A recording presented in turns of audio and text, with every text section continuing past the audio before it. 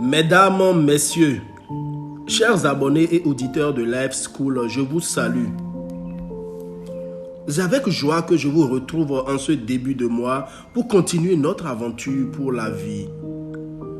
Un mois que je vous souhaite d'ailleurs très merveilleux dans l'amour, la paix et l'harmonie.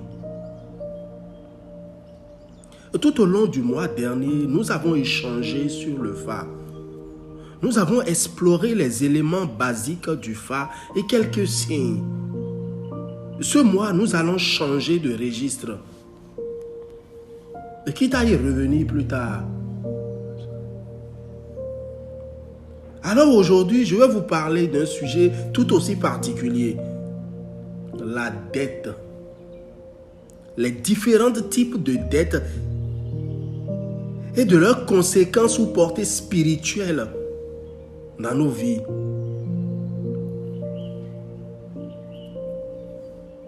Eh bien,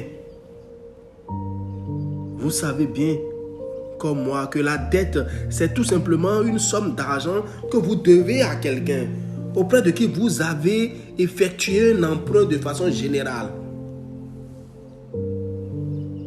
Et là, nous parlons d'une dette financière, parce qu'elle a rapport à l'argent. De la même manière, la nature a horreur du vide. C'est tout comme lorsque vous jouez au tennis, c'est entre deux individus. Mais imaginez que vous jouez ce tennis seul contre le mur. Il vous revient au visage. C'est ainsi que tout ce que vous faites dans votre vie,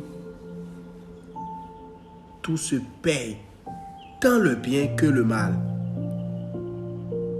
Et selon qu'il s'agisse du bien, nous sommes rétribués dans nos réussites. Et selon qu'il s'agisse du mal, nous devons également récolter le retour aujourd'hui ou demain. Lorsque vous n'arrivez pas à le payer aujourd'hui, vous le payerez dans une vie à venir. Cette vie qui n'est rien d'autre que votre vie d'aujourd'hui, dans laquelle vous payez pour des actions de vos vies antérieures. Mesdames, Messieurs, il est important donc de distinguer ici deux catégories de dettes, à savoir la dette pécuniaire ou financière. La distinguer donc de la dette vis-à-vis de la nature, communément appelée le karma. Autrement, ce que je qualifie ici de dette karmique.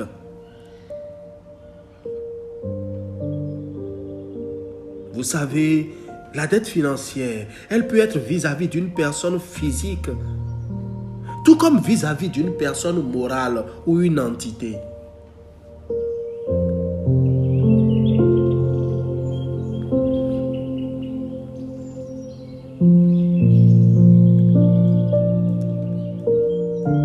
Mesdames, Messieurs, très chers abonnés et auditeurs de Life School, je vais être très franc, sincère et direct avec vous. La dette vis-à-vis d'une personne physique et même envers les institutions n'est pas du tout une bonne chose. Elle n'est ni bonne pour celui qui l'emprunte, ni pour l'emprunteur. Elle peut créer des dommages énormes, des blocages dans vos vies. Vous savez, il y a des gens qui dans leur destin ne doivent jamais emprunter de l'argent quoi qu'il arrive. Vous trouverez difficile à digérer cette affirmation. Mais en réponse, je vous poserai les questions de savoir pourquoi le portefeuille des impayés, des institutions financières, des banques et établissements financiers Leur portefeuille ne fait que s'accroître de jour en jour. Pourquoi, à l'endroit des établissements de microcrédit, certains débiteurs n'arrivent plus à régler leurs dettes jusqu'à réalisation de leurs gages?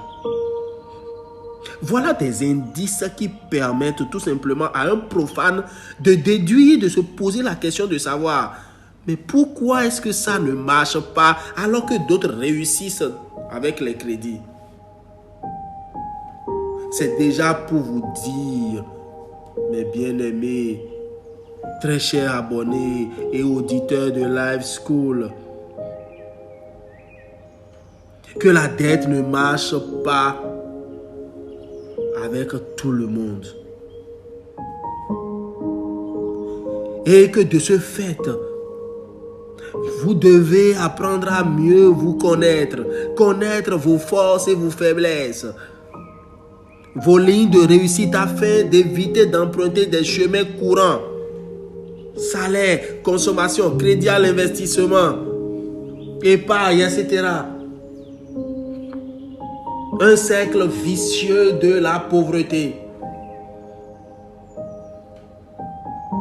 Mesdames, messieurs, Live School intervient dans ce sens pour vous amener à juste savoir si oui ou non votre esprit tolère la dette. Lors d'une de mes récentes formations, un apprenant a posé la question de savoir mais pourquoi les institutions, mais c'est des personnes morales et beaucoup de gens se sont réalisés ainsi. Le salaire ne pouvant permettre d'économiser un coût et d'avoir certains biens. Comment donc faire, coach, pour s'en sortir sans prêt? Et si c'était le cas, les banques et les établissements financiers vont fermer leurs portes. J'ai souri, mesdames, messieurs, et je leur ai répondu pour dire qu'il y a deux cas. Il y a ceux qui peuvent faire des prêts au niveau des institutions morales. Parce qu'il faut nuancer les institutions morales des institutions physiques. Et ceux qui ne peuvent du tout le faire. Et sachez qu'il y a des gens qui se sont réalisés sans prêt.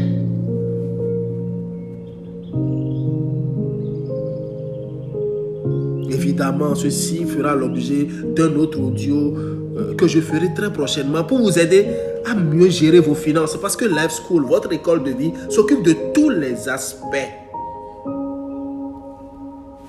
existentiels de l'homme. Retenez donc, primo, que la dette n'est pas une bonne chose. Retenez également que le FA peut vous aider à savoir comment se comporter définitivement par rapport à la dette. Si vous faites partie des gens qui ne doivent jamais, je précise jamais, faire des prêts, ou si vous pouvez le faire au moins au niveau des institutions.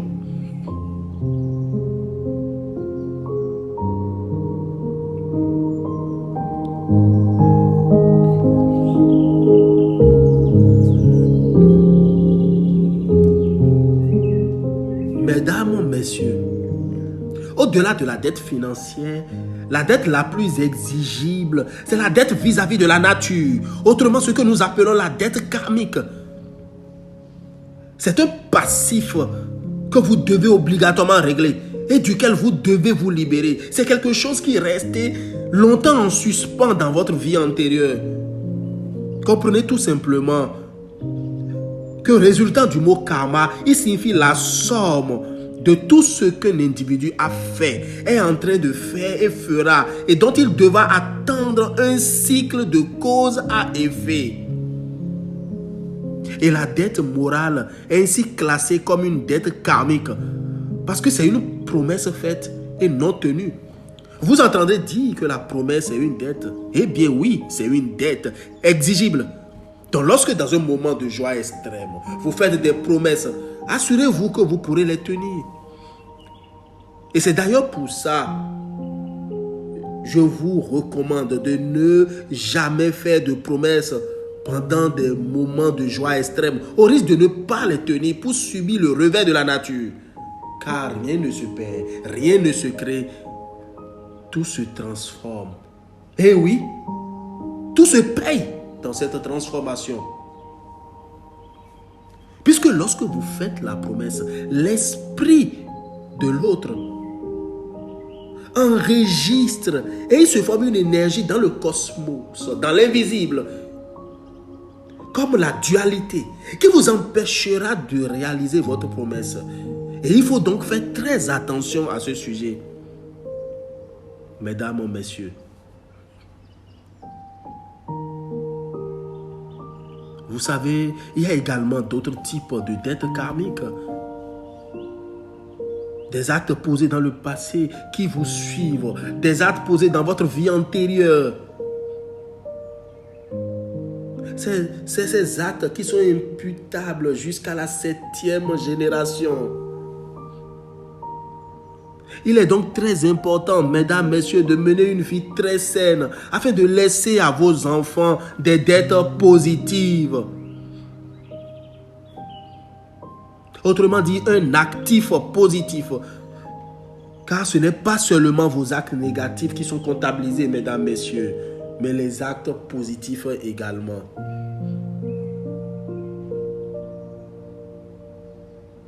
Dans l'un de mes audios précédents, nous avons abordé l'égrégore, où je vous ai parlé rapidement de la dette karmique. Au cours de nos échanges, j'ai pu expliquer à quel degré d'importance le mal peut avoir une incidence sur votre vie et sur la vie de toute votre famille à travers l'égrégore. Que lorsque l'égrégore est négatif, cela a des incidences sur la vie. Eh bien oui, parlant de karma, les enfants sont-ils appelés à subir le karma de leurs parents?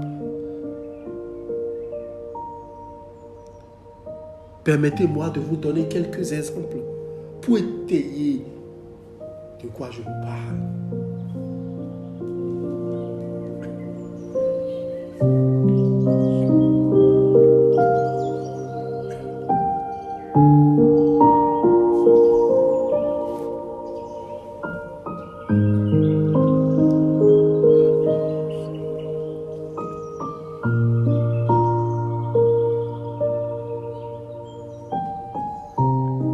Mesdames, messieurs,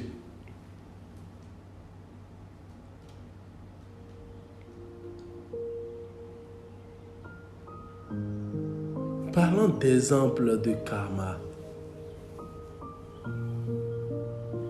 Je vous raconterai l'histoire d'un monsieur qui était très bon et qui faisait que du bien. Et du bien autour de lui à tous ceux qui le sollicitaient. Mais un jour, il mourut. Et bien des années plus tard, des siècles, un enfant naquit, grandit et devint un jeune homme issu d'un milieu très très modeste, à la recherche d'un emploi. Aussitôt il finit l'université et il trouve fortuitement un homme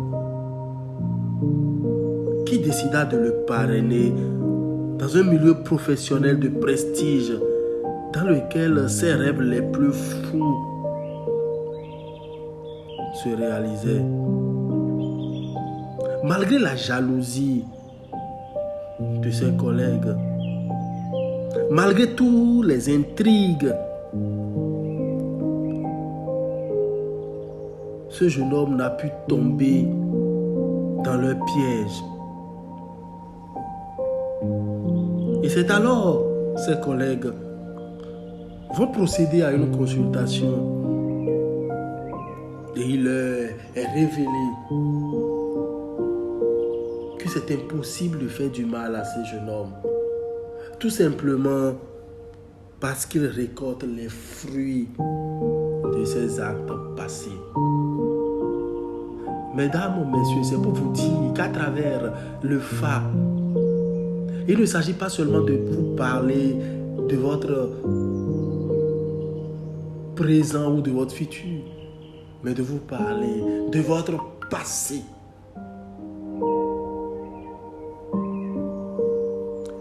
Imaginez, mesdames, messieurs, une femme qui, au cours de toute sa vie, est acariâtre et mauvaise. Mauvaise envers les enfants. À coup sûr, cette femme naîtra dans une famille où elle sera également maltraitée dans une vie postérieure. C'est pour vous dire que chacun de nous avions des vies passées. Et que ce sont nos actes passés qui déterminent notre présent d'aujourd'hui. Et que parfois nous ne comprenons pas et nous lions tout à la sorcellerie. Nous lions tout à un environnement. Alors qu'il est important de comprendre. Mais qu'ai-je fait pour mériter cet état d'être? Alors que tout le monde est d'un dénominateur commun selon l'Éternel Dieu créateur qui dit « je suis miséricordieux envers le juste et même le pécheur ». Et comment se fait-il que les uns souffrent et que les autres sont en joie? Il est important d'aller en profondeur et de comprendre et de subir même sa vie actuelle. Travailler sur soi pour devenir meilleur. Et c'est là que Life School intervient, mesdames, messieurs. Pour travailler sur l'être, pour travailler sur vous, afin de vous purifier, afin de vous régénérer, afin de vous couper de ces liens passés. Car tout le monde a droit à une seconde chance. Oui, mesdames, messieurs, nous avons la capacité, nous avons ce don de transformer l'esprit vers la positivité. Afin que de la promesse du Créateur, que dans le monde à venir, que vous soyez de personnes vertueuses.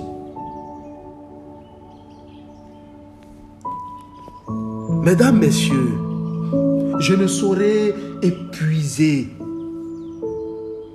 aujourd'hui ce thème.